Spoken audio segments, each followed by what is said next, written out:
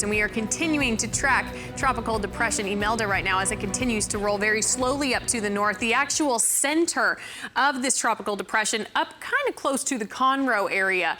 And you can see still looking at some heavy rainfall over, especially near the coast, but that rain band, that feeder band we had this morning that was dropping a very high rain, all across very high rainfall rates and bringing some very heavy rainfall across the area. That has since actually moved offshore.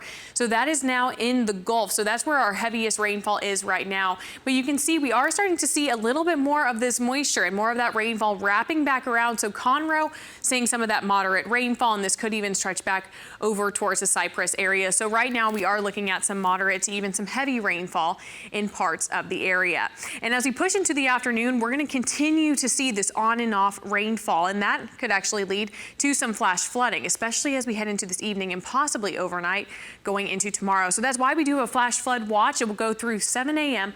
on Thursday. So if you are included in these counties, you will be under that watch. So you want to make sure that you take this very seriously, especially if you are going to be out driving. Now, something else we are watching very closely, the bayou and creek status. Now, most of the bayous and creeks across Harris County are good to go. We do have a couple, though, down in the southeastern parts of Houston and Harris County that are causing a few issues. We have Clear Creek at Bay Area Boulevard as well as Clear Creek at I-45. Both are actually above their banks. Now, Clear Creek barely above their bank right now, and then also at Bay Area Boulevard, we're actually about probably a foot above that flood stage. So we are looking at that chance for some flooding along both of those areas. Now, I also do want to mention we have a few other problem spots that we are watching, not above their bank, but they are getting near the top of their bank. So if you are near these areas, it is possible you could be dealing with some flooding along some of those creeks.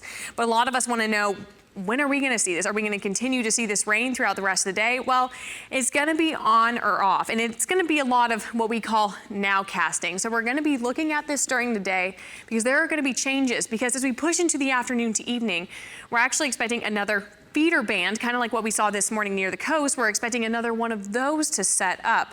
So we have to kind of see where it starts setting up. And once we can find that, that's where we can tell where the highest rainfall will occur, because once it sets up, it really doesn't move a whole lot.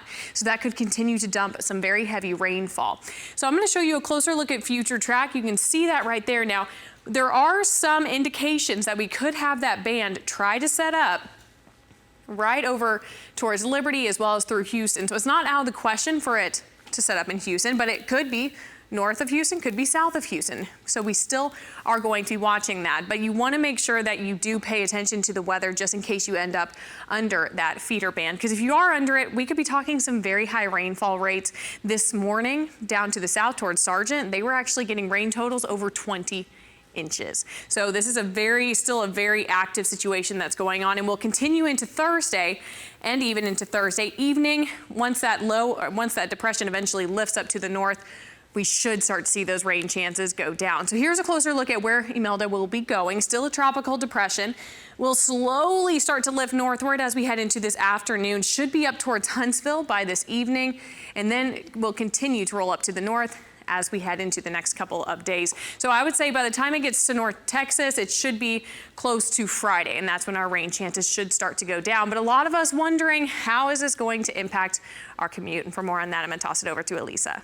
This morning's commute was certainly slow due to the sloppy driving conditions, but perhaps not even as bad as it was yesterday morning. Let me show you a look, give you a look at what's going on right now. Traffic data in the green for those of you driving, but you may not want to move at posted speeds depending on the road conditions in your area. The interstates are holding up. They looked good throughout the morning.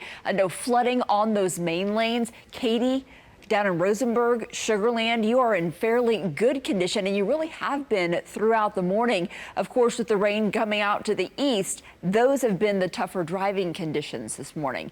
Let's show you what's happening right now. You could run into stuff like this. The Gulf Freeway southbound at 2351. We've got all but one lane blocked, just one lane getting by due to water in the area. But be aware, law enforcement may not always find that water before you do. Look localized flooding could pop up, and then you'll have to make decisions on your own. So be aware. You may want to just be careful as you're moving in and out of your neighborhood, because that's what we've been seeing. We've been seeing localized flooding on the major corridors, on the frontage roads, not necessarily on the main lane. So it's just getting in and out of your neighborhoods that's causing the most problem this morning. Also, State Highway 146 this morning at FM 519. Be aware that in that area, we also are getting some reports of water. So here's what you do need to know if you're traveling throughout the day. All metro services open and running. We're talking about rail, the bus lines. Also, Park and Ride is working for you, but sign up for alerts for your route if you haven't already, because very often high water in certain neighborhoods will keep a bus from running. And so they'll be late, they'll be running a different route slightly, and you want to know what's happening with your route. So sign up for the Metro alerts for your routes.